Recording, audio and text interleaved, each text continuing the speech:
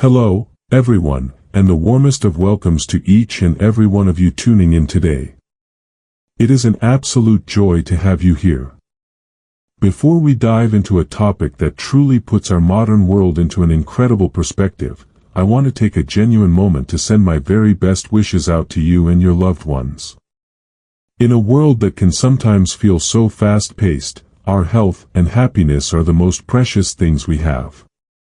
So, from the bottom of my heart, I genuinely hope you are feeling strong, are in great spirits, and are blessed with wonderful health today and always.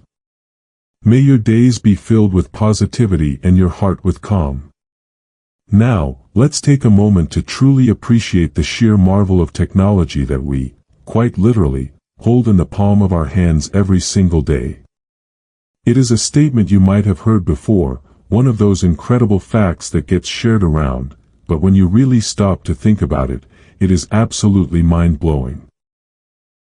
The smartphone in your pocket, the device you use to scroll through social media, watch videos, play games, and send messages, has vastly more computing power than the entire suite of technology that NASA used to land astronauts Neil Armstrong and Buzz Aldrin on the surface of the Moon in 1969.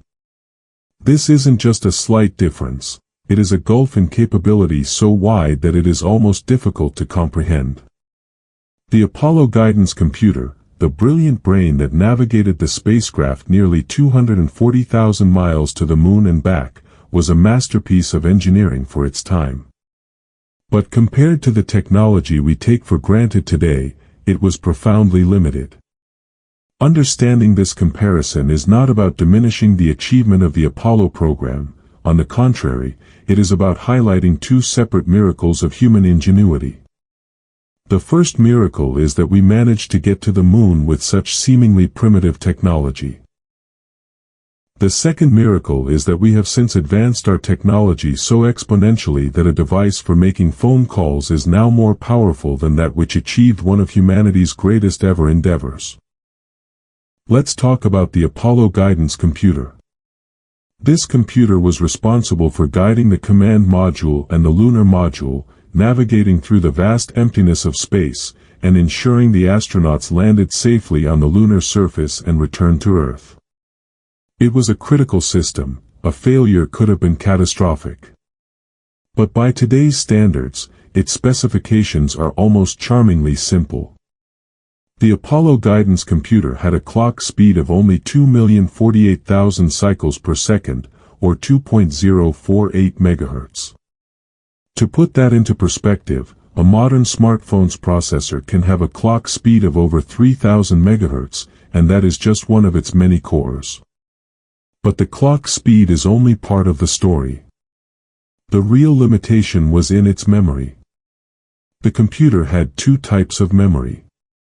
The first was a type of read-only memory, which was literally hardwired by hand. Women, who were expert seamstresses, wove copper wires through and around tiny magnetic cores to create the ones and zeros of the software code. This was called core rope memory, and it stored the permanent programming instructions. The computer had only 72 kilobytes of this read-only memory. The second type was random access memory, which is the memory the computer uses for temporary calculations while it is operating. The Apollo guidance computer had just 2,048 words of this random access memory, which equates to a mere 4 kilobytes. That is 4,096 bytes. To visualize how small that is, a single icon on your phone's screen, a simple little picture, takes up more memory than that. The entire set of instructions for landing on the Moon was smaller in size than a single paragraph of text in a modern word processing document. The physical size of the computer was also enormous compared to today's chips. It weighed about 70 pounds and was housed in a large, sturdy box. It consumed about 55 watts of power, which is roughly equivalent to a standard light bulb. The user interface was called the DSKY, which stood for Display and Keyboard. It didn't have a screen like we do, it displayed numbers using simple numerical readouts, and astronauts had to communicate with it by typing in complex numerical codes. Every input was a series of numbers. There were no graphics, no windows, no mouse. It was a purely mathematical interface.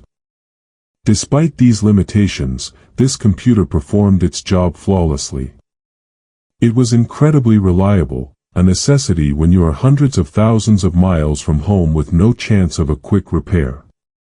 In fact, it is famous for helping the astronauts during the Apollo 11 landing when it began to sound alarm warnings because it was being overloaded with too many tasks. The computer was designed to prioritize critical functions and restart itself, which it did, allowing Neil Armstrong to take manual control and guide the lunar module to a safe landing on a site that wasn't covered in boulders. That computer didn't crash, it did exactly what it was supposed to do, which was to safeguard the mission above all else. Now, let's turn our attention to the device in your hand. A modern smartphone is a supercomputer. The processor inside it, often no larger than your fingernail, contains billions of microscopic transistors. The Apollo guidance computer, for all its brilliance, had only about 12,300 transistors.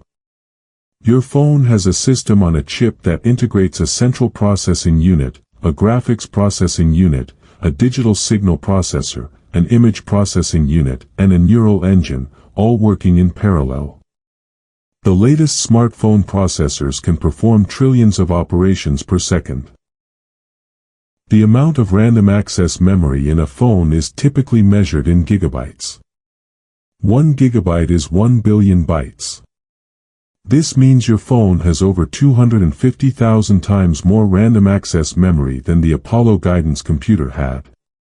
Its storage space, its flash memory where you keep your photos, apps, and music, is measured in hundreds of gigabytes, which is millions of times more storage than was available on the entire Apollo mission. But the raw numbers of processing speed and memory only tell half the story. The capabilities are so different they are almost incomparable. The Apollo computer had one very specific job: navigation and guidance. Your smartphone is a general-purpose device that can do an almost infinite number of things. It is a high-definition camera and video recorder, capable of capturing images in stunning detail that would have been the envy of any space program just a few decades ago. It is a powerful gaming console rendering complex three-dimensional graphics in real time. It is a global communication device that can connect you to almost anyone on the planet through voice, text, or video, using cellular networks, Wi-Fi, and Bluetooth. It has a built-in GPS receiver that can pinpoint your location anywhere on Earth with astonishing accuracy, a technology that didn't even exist in 1969. It has a suite of sensors including an accelerometer, a gyroscope, a magnetometer, a barometer, and a proximity sensor, all feeding it information about the world around it. It can understand your voice commands, translate languages in real time, and access the sum total of human knowledge through the Internet. It is a device of almost magical versatility, all powered by a battery that lasts all day and fits into your pocket. This staggering leap in power is a testament to Moore's Law, an observation made by Gordon Moore, the co-founder of Intel, back in 1965. He predicted that the number of transistors on a microchip would double about every 2 years, while the cost of computers would be halved. This prediction has held remarkably true for over half a century. The exponential growth in computing power has been relentless, driving innovation in every single field, from medicine and science to entertainment and art. The phone in your pocket is the direct beneficiary of this decades-long technological revolution. It is a product of global collaboration, of countless breakthroughs in physics, material science, and manufacturing. We have learned to manipulate silicon at an atomic level, to etch circuits that are only a few nanometers wide, and to pack an unimaginable amount of power into an incredibly small and efficient package. When we compare the Apollo guidance computer to a smartphone, we are not just comparing two computers. We are comparing two different eras of human civilization. The Apollo program was a monumental effort that involved hundreds of thousands of people, a massive expenditure of national resources, and some of the brightest minds of a generation pushing the absolute limits of what was technologically possible. They achieved the impossible with what we would now consider to be almost nothing. It was a triumph of focused engineering, of doing one thing perfectly with the tools available. Your smartphone, on the other hand, is a triumph of mass production, miniaturization, and the exponential growth of digital technology. It is a symbol of how we have democratized immense computing power, making it available to billions of people around the world for communication, creativity, and connection. So, the next time you pick up your phone to check the weather, play a song, or take a photo, take a second to appreciate it. You are holding a device that is more powerful than the machine that took humanity to another world. That is a truly humbling and awe-inspiring thought. It is a reminder of how far we have come in such a remarkably short period of time and a hint of the incredible potential that still lies ahead. The phone is not just a tool, it is a monument to human curiosity, innovation, and our relentless drive to push beyond the boundaries of the possible.